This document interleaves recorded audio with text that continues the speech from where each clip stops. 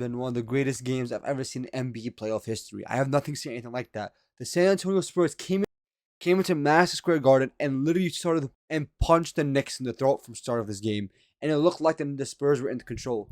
It looked like the Spurs are going to take control of this series and win back-to-back games in MSG after losing 2 games in San Antonio. And Jalen Brunson and OG Anunoby had other plans. Because before I even get into that fourth quarter, before I even talk about how the hell the Spurs breakdown happened, let's talk about the first half. That first half was a complete chaos from literally the second tip-off happened. Because if you guys were not aware, this was the score at the end of the first half.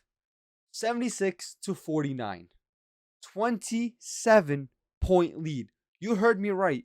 27-point lead. The largest road deficit. The largest deficit a road team had in the NBA Finals history. 27-point lead going into the half. And it really did feel like, hey, you chalk it up to saying, we lost this game. We go back to San Antonio and we hit back harder. Because in that first half, they could not miss. Look at this. The first half alone, Vassell was 4-4 from 3. They were 14 of 26. Harper was 3 of 3. Fox was 3 of 5. And no one else was really shooting well except for those 3, but that was all they needed. Knicks, bricks after bricks. Everyone outside of OG was really just bricking up shots left, right, and center. Including Captain Jalen Brunson. Who, yes, he had 19 points, but that was an ugly 19 points. If you watched the game, you would have seen that his first half was atrocious. You look at that and say, yo, this is not Jalen Brunson. He was hogging the ball. Ball wasn't moving. It was him, hero ball, and the hero ball was making them die. And then they kept helping too much. Vassell was getting open. Every shot they took felt like it was going in. Dylan Harper, who was a rookie, by the way, did not look like a rookie. You go into this game.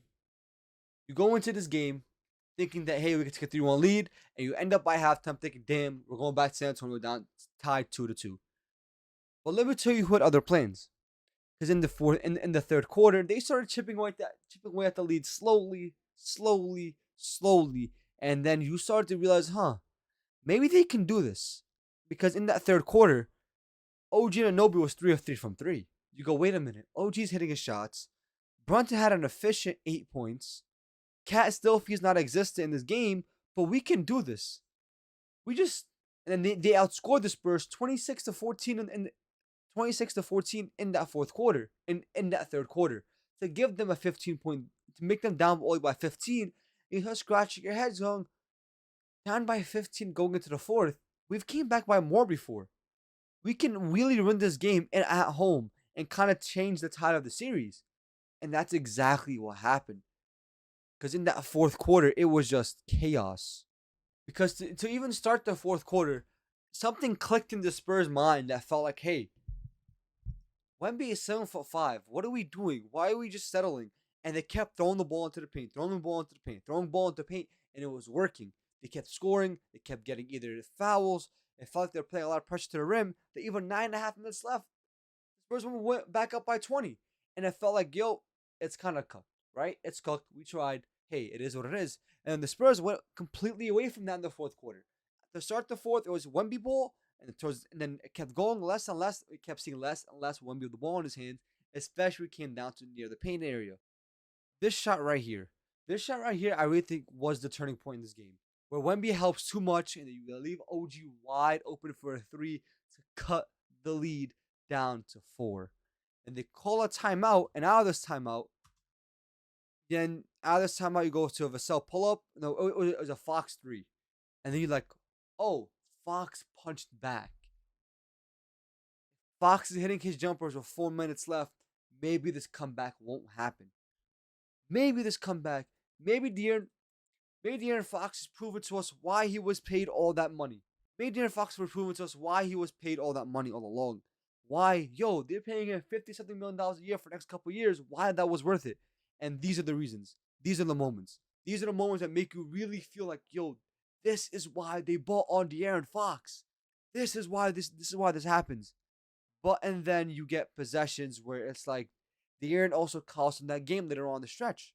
After that game, De'Aaron Fox really cost him the tides turned, but the shot that really felt like, oh, the Knicks are gonna do this, like they will win this game, was it's different when it comes from when a shot Jalen Brunson hits, OG hits, Cat hits, Mikel hits. You go, yo, hey, these are actual starters in the NBA. These are great NBA players. But when you play great defense for 24 seconds, basically, and then Jose Alvarado hits a three, that's a dagger. That's a shot that you go, oh my God, we just give Jose Alvarado three. And on top of that, Captain came here and then walked down Wemby to make it a 1 point game. He walked down Wemby in MSG, make it a 1 point game. Do you know how crazy that is? That whole fourth quarter was just Brunson woke up. Brunson came into the Garden. We're like, yo, we are not going back to San Antonio to tie 2-2. After that first half, something in Brunson's mind just switched. I can hit these shots. These are shots I can fucking hit. Captain was doing captain things. And then boom, right here. Sizing the castle. Sizing the castle. Don't know how the fuck that goes in. Tough fucking lay. Tough floater. The first lead. They were down 29. And the first lead.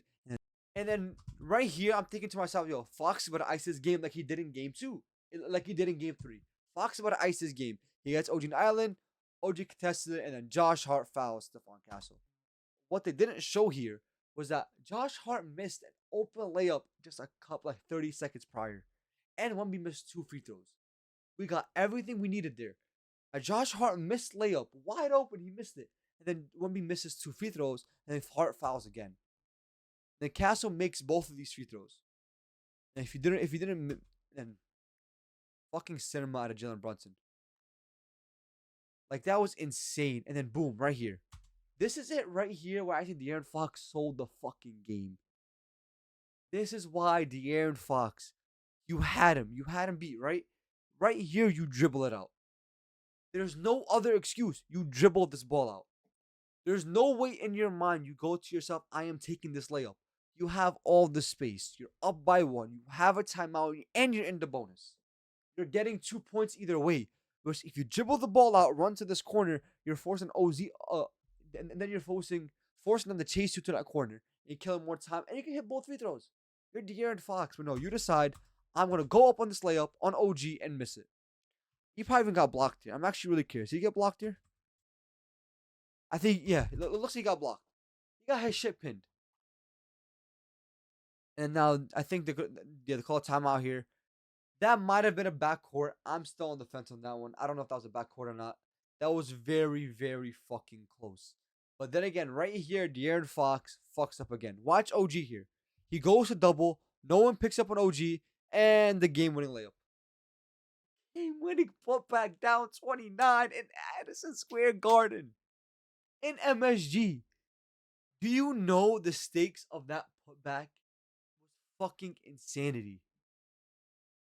There's just no way we had this type of game.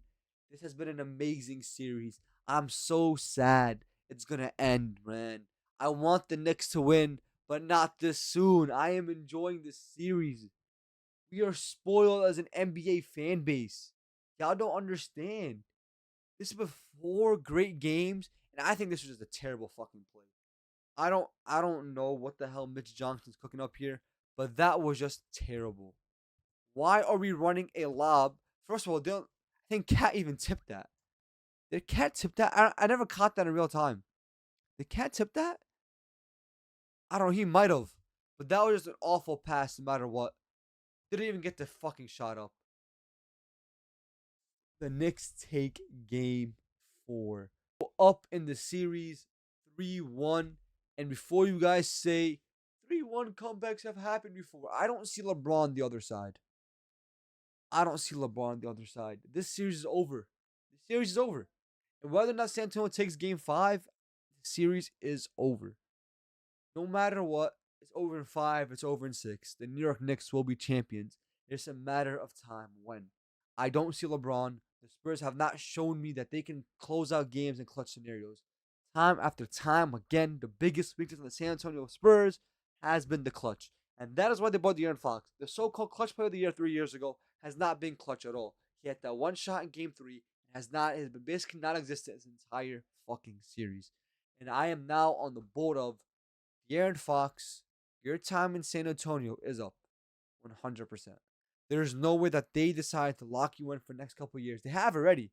But there's no way that they decide, you know what? He's gonna be a great bridge player. He's not bridging in shit. If anything, I think he's stunting the growth of Castle and then Harper. This was a phenomenal game. Fuck a breakdown. Fuck anything else. This is just a great for the casual viewer. For the I was saying at halftime. I was saying at halftime because I thought, hey, after the San Antonio lost the first two games, either game three or game four, the Spurs are gonna come in and punch the Knicks in the throat and blow them out the water. And this was the game. This was your game, San Antonio. You lost game four, you lost game two because of inexperience and young. And before this, everyone was saying that the idea of teams being young and being inexperienced doesn't matter no more. No, it clearly does. And that Thunder team wasn't as inexperienced as you guys think they were. Because majority of those guys have been in the playoffs before. Literally everyone on that roster last year was in the playoffs before. This basically the core of the San Antonio Spurs. This is their first playoff run, and you see it. You see it loud and clear. The experience of the Knicks prevails once again. NBA champion OG Anunoby, conference finals, multiple time conference finals appearances for Cat and Jalen Brunson. Mikal been to the NBA finals. These guys are playoff veterans. They have been at the highest levels, and it shows time after time again. Top end talent. The Knicks don't. The Knicks compare with the best in the league, but overall, talent-wise on the roster, it goes to the Spurs. But the inexperience of the Spurs is really starting to show. New York Knicks are gonna be NBA champions, man. I never thought I'd see this in my lifetime. Y'all see this. Y'all fucking see it. Go New York. Knicks are gonna fucking do it.